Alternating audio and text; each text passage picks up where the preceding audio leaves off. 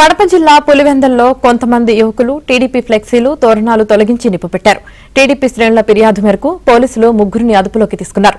అయితే తమ పిల్లలు మైనర్లని కేసులు నమోదు చేయవద్దంటూ కుటుంబ సభ్యులు పోలీస్ స్టేషన్ ముందు ఆందోళనకు దిగారు.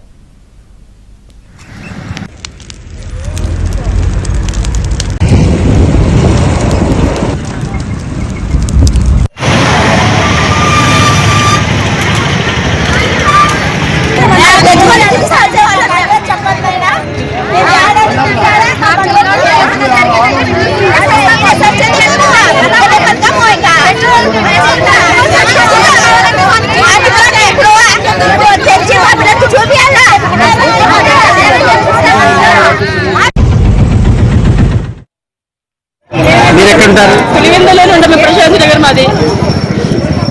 ఇంటికి అడిగి వచ్చి పిలుచుకుపోయినాడు. వాడైతే మాకు గొప్ప కొలేజ్ చేసినాడు. పోయిన బాగుండేది.